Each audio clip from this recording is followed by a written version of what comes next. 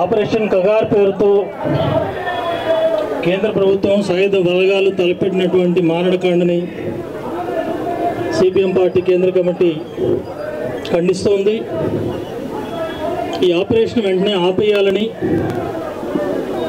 Maoist నాయకులు కానీ ఇతర ప్రజాతంత్ర శక్తులు కానీ దేశ ప్రజలు కానీ కోరుతున్నట్టుగా చర్చలకు పిలవాలని, శాంతియుతంగా చర్చలు పరిష్కరించుకోవడానికి అవకాశం ఇవ్వాలని చెప్పి సిపిఎం పార్టీ డిమాండ్ చేస్తోంది. ఇప్పటికే పార్టీ కేంద్ర కమిటీలో ఈ విషయం చర్చించి కేంద్ర ప్రభుత్వానికి 5 వామపక్ష పార్టీలు ఒక మెమరాండం కూడా ఇవ్వడం జరిగింది. దానిపైన చర్చలకు పిలవాలని తీర్మానం చేయడమే కాదు, దీనిపైన ఒత్తిడి చేసే దానికోసం ఆందోళన కార్యక్రమాలు చేపట్టాలని కూడా పార్టీ నిర్ణయించుకున్నది. అందులో భాగంగానే ఇక్కడ తెలంగాణ రాష్ట్రంలో పెద్దలు చంద్రకుమార్ గారు, హరగోపాల్ గారు తదితర పెద్దల ఆధ్వర్యంలో ఏర్పడినటువంటి శాంతి కమిటీలో చురుగ్గా పాల్గొనాలని చెప్పి సిపిఎం తెలంగాణ రాష్ట్ర కమిటీ కూడా నిర్ణయం తీసుకున్నది. వాస్తవానికి ఈ రోజున పెద్దలు చెప్పినట్టుగా ఆపరేషన్ కగార్ అనేది మావోయిస్టులకు కేంద్ర ప్రభుత్వానికి మధ్య జరుగుతున్న యుద్ధంగా మాత్రమే ఎవరన్నా భావిస్తే చాలా పొరపాటు. ఇది మావోయిస్టులకు మాత్రమే సంబంధించిన సమస్య కాదు, సమస్త మానవ హక్కులకు సంబంధించిన సమస్య. మనిషి ప్రాణాలతో జీవించడానికి ఉన్న హక్కు కాపాడబడుతుందా లేదా అనేది ఇమిడి ఉన్నటువంటి సమస్య. ఇవాళ బీజేపీ ప్రభుత్వం, అది అమిత్ షా కావచ్చు, మోడీ కావచ్చు, కేంద్ర బీజేపీ నాయకులు కావచ్చు, మావోయిస్టుల పైన ప్రకటనలు చేయొచ్చు. మార్చి 26 కల్లా అంతం చేస్తామని.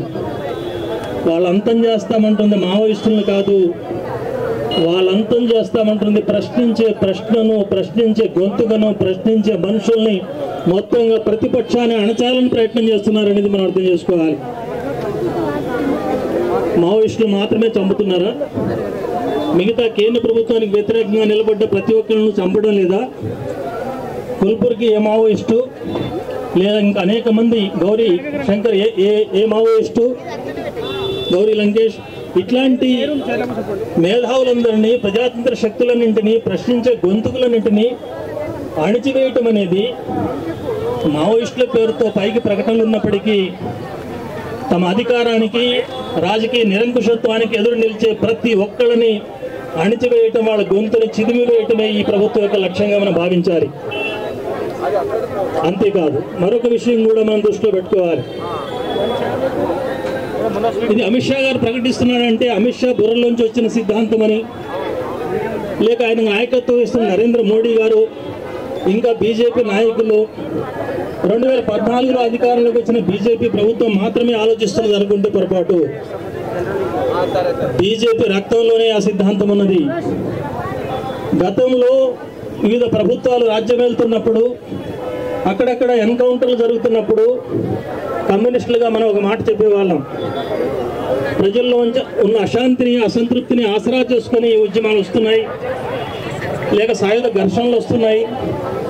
కాబట్టి సాయుధ ఘర్షణని, సాయుధ తిరుగుబాట్లను కేవలం శాంతి భద్రతల సమస్యగా, తుపాకులతో పరిష్కారం అయ్యే సమస్యగా మాత్రమే చూస్తే తప్పు. అది సమాజంలోని అశాంతిలోంచి, అవిద్యలోంచి, లేక పేదరికంలోంచి, అన్యాయాల్లోంచి వస్తుంది. కాబట్టి ఉగ్రవాద సమస్య పరిష్కారం కావాలంటే అది రాజకీయ పరిష్కారం కావాలి. సమాజంలో అలజడికి కారణమవుతున్న మూల సమస్యల పరిష్కారం కోసం ప్రభుత్వం పూనుకోవాలి. అందుకే ఇందాక చంద్రకుమార్ గారు చెప్పినట్టుగా మీరు అంతం చేయాల్సింది మావోయిస్టులను లేదా ఇంకొకళ్ళను కాదు, ప్రశ్నించే వాళ్ళను కాదు. అంతం చేయాల్సింది ఆ ప్రశ్నకు మూలంగా ఉన్నటువంటి అసంతృప్తిని, అంతం చేయాల్సింది ఆ ప్రశ్నకు మూలంగా ఉన్న పేదరికాన్ని, అంతం చేయాల్సింది ఆ ప్రశ్నకు మూలంగా ఉన్నటువంటి రాజ్య అహంకారాన్ని. అది అంతం చేయడానికి మీరు చిత్తశుద్ధితో, రాజకీయ సంకల్పంతో ప్రయత్నం చేస్తే ఈ దేశంలో అలజడి ఆస్కారం ఉండదు. అలజడే కాదు, ఈ పేదరికాన్ని నిర్మూలిస్తే ఈ కమ్యూనిస్టుల అవసరం కూడా ఉండదు. మీ కమ్యూనిస్టులు అంటే ద్వేషం ఉంటే, కమ్యూనిస్టులు అంటే కోపం ఉంటే ఈ దేశంలో కమ్యూనిస్టులు ఎర్ర జెండా లేకుండా ఉండే ఉపాయం కూడా నేను చెప్తాను. కమ్యూనిస్టులు ఎందుకు ఉన్నారు, కమ్యూనిస్టులు ఎందుకు పుడుతున్నారు, కమ్యూనిస్టులు ప్రశ్నించే ఆ దమ్ము ఎవరిస్తున్నారు, ప్రజల్లో ఉన్న అశాంతి ఇస్తుంది, ప్రజల్లో ఉన్న కష్టం ఇస్తుంది, ప్రజలకున్న కన్నీళ్లు ఇస్తున్నాయి. ఆ ప్రజల కన్నీళ్లు కష్టాలు సుఖశాంతులు వచ్చే విధంగా మీరు మార్చగలిగితే కమ్యూనిస్టుల అవసరమే ఉండదు, మీరు తుపాకీ పట్టాల్సిన అవసరం ఉండదు, మిమ్మల్ని కూల్చే తుపాకులు మేము పట్టాల్సిన అవసరం ఉండదు. ఆ పేదరికాన్ని పరిష్కరించే దమ్ము, ధైర్యము, సిద్ధాంత స్పష్టత మీరు లేని దరిద్రులు కాబట్టే ఈ తుపాకుల యుద్ధం జరుగుతుంది అనేది మనం అర్థం చేసుకోవాల్సిన అవసరం ఉంది. అందరూ చెప్తారు మేము పేదరికం నిర్మూలిస్తాం, భూములు పంచుతాం, మహిళలకు హక్కులు ఇస్తాం. ఆనాటి నుంచి ఈనాటి దాకా ఎన్ని ప్రభుత్వాలు చూసాం, ఎన్ని ఎన్నికలు చూసాం, ఎన్ని ఓట్లు వేయించుకున్నారు, ఎంతమందికి ఎన్ని ఇచ్చారు, ఇప్పుడున్న ప్రభుత్వాలు ఎన్ని ఇస్తున్నాయి, ఇవన్నీ అందరికీ తెలుసు. కాబట్టి మూలం అక్కడ ఉన్నది. ఆ మూల సమస్యను పరిష్కారం చేయకుండా ఈ పై పరిష్కారాల కోసం తాత్కాలిక అణచివేతలతోటి, బెదిరింపులతోటి, హత్యాకాండతో అణుస్తామనుకుంటే అరచేతిని అడ్డుపెట్టి సూర్యకాంతిని ఆపలేరు, తుపాకులను అడ్డుపెట్టి ఉద్యమాలను అణచలేరు అనేది స్పష్టంగా మనం అర్థం చేసుకోవాలి. కాబట్టి కేంద్ర ప్రభుత్వం యొక్క ఈ స్వభావాన్ని మనం అర్థం చేసుకోవాలి. దీనికి తీవ్రంగా ప్రతిఘటించి తీరాలి పౌర సమాజం. నేను ఇంతకుముందే చెప్పినట్టుగా ఇంతకుముందు ప్రభుత్వాలకు ఇది శాంతి భద్రతల సమస్య కాదు, రాజకీయ సమస్య పరిష్కారం చేయాలని చెప్తున్నాం. కానీ ఇప్పుడు బీజేపీ అధికారంలోకి వచ్చిన తర్వాత బీజేపీ స్వభావాన్ని బట్టి దాన్ని నడిపించే ఆర్ఎస్ఎస్, దాని వెనుక ఉన్న ఆర్ఎస్ఎస్ యొక్క ఫాసిస్ట్ సిద్ధాంతాలను బట్టి ఇంకొక విషయం మనం అర్థం చేసుకోవాలి. అదేంటంటే ఇది రాజకీయ పరిష్కారం కాదు, సైద్ధాంతిక యుద్ధం కూడా జరగాలి బీజేపీతో. సైద్ధాంతికంగానే వాళ్ళు ఒక దుర్మార్గమైన ప్రతిపాదనతో ముందుకు వస్తున్నారు. అది హిట్లర్ సిద్ధాంతం, అది ముసోలిని సిద్ధాంతం, ప్రపంచంలో నియంతలందరూ అమలు చేసినటువంటి సిద్ధాంతం. ఆ సిద్ధాంతం ఏంటంటే తమ ప్రత్యర్థుల్ని పిచ్చి కుక్కలుగా ముద్ర వేసి కాల్చి చంపడం. అక్కడ నాజీలను చేసినా, ఇంకొకళ్ళని చేసినా, ఈ దేశంలో ముస్లింల పేరు చెప్పినా, పాకిస్తాన్ పేరు చెప్పినా జరుగుతున్నది అదే. ఒక శత్రువుని సృష్టించడం, ఆ శత్రువుని నిర్మూలించే పేరుతో సాధారణ ప్రజలను నిర్మూలించడం, ఇది బీజేపీ యొక్క ఎత్తుగడ.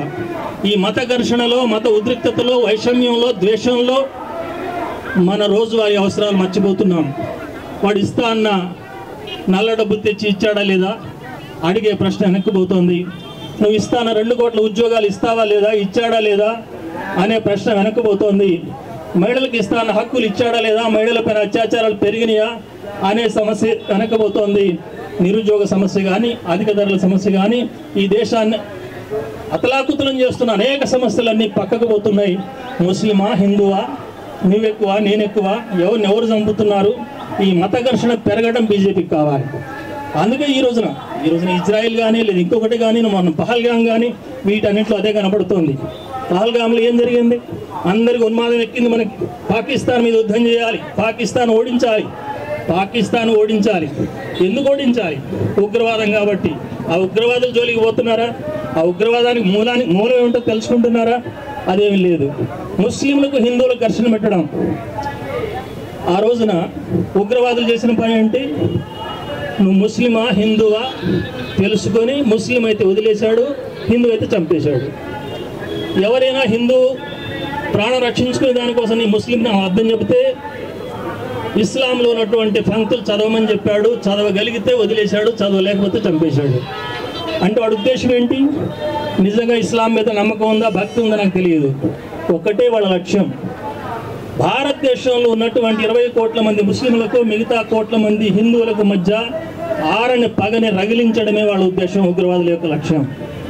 ఆ లక్ష్యంతో ఉగ్రవాదులు చేసిన పని ఎంత ప్రమాదకరమైందో, మళ్ళీ ఆ సమస్య మీద ఈ దేశంలో ఉన్న బీజేపీ వాళ్ళు, ఆర్ఎస్ఎస్ వాళ్ళు చేసిన పని కూడా అంతే ప్రమాదకరమైంది. వాళ్ళు ఏం చేశారు? దేశ ప్రజలు ఏ రకంగానైతే స్పందించారో ముస్లిం హిందూ అనే తేడా లేకుండా ఒక్క రీతిగా, కాశ్మీర్ ప్రజలు ఏ రకంగానైతే స్పందించారో ముస్లిం హిందూ అనే తేడా లేకుండా ఒకే విధంగా ఈ ఉగ్రవాదాన్ని ఎదుర్కోవాలని నినదించారు ప్రజలు. కానీ బీజేపీ వాళ్ళు ఏం చేశారు? ఉత్తరప్రదేశ్లో ఏం జరిగింది, బీహార్లో ఏం జరిగింది, అనేక పట్టణాల్లో ఏం జరిగింది? ముస్లింల మీద హిందువులు రెచ్చగొట్టారు, ముస్లిం దుకాణాలు ధ్వంసం చేశారు, ముస్లింలు హత్యలు చేయడానికి ప్రయత్నం చేశారు, హిందూ ముస్లిం ఘర్షణలు పెంచడానికి ప్రయత్నం చేశారు. ఇది బీజేపీ యొక్క నిజ స్వరూపం. అందుకే ఈ దేశంలో మత ఘర్షణ రెచ్చగొట్టడం, ప్రతిపక్షాన్ని అణిచివేయడం, ప్రశ్నించే వాళ్ళని నరికివేయడం, ఇది ఒక సిద్ధాంతంగా ఉంది. ఈ సిద్ధాంతం మోడీ తల్లోంచో, షా తల్లోంచో వచ్చింది కాదు.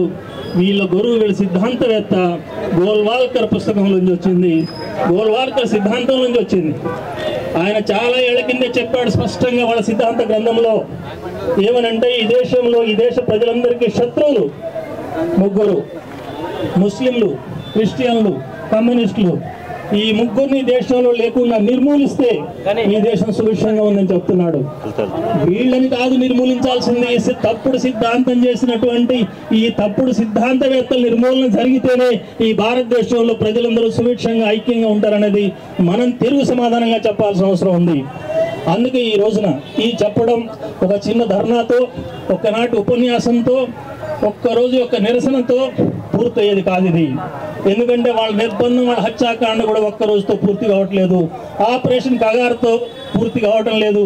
ఒక కేశవరాన్ని చంపడంతో పూర్తి కావటం లేదు.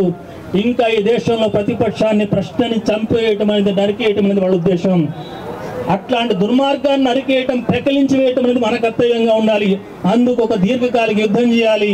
ఈ గల్లీలో చేయటమే కాదు, ఇందిరా పార్క్ గల్లీలోనే కాదు, ఢిల్లీలో కూడా ఇది బాగుమోగే విధంగా రాబోయే కాలంలో మనం ఉద్యమిస్తేనే, మోడీ శాల ప్రభుత్వాన్ని మెడలు వంచి కిందకి దించితేనే, ఎట్లాగైతే 760 మంది దాకా రైతాంగం ప్రాణాలు బలిచ్చి 3 రాక్షస చట్టాలు వెనక్కి కొట్టే దానికోసం బ్రహ్మాండమైన పోరాటాలు నిర్వహించారు భారతదేశ రైతాంగం, అదే రీతిగా ఈ పౌర హక్కుల సమస్య పైన కూడా ఆపరేషన్ కగారే కాదు, మొత్తం పౌర హక్కుల ఉద్యమాన్ని ఆ రకంగా ఉధృతంగా తీసుకోవాల్సిన అవసరం ఉంది.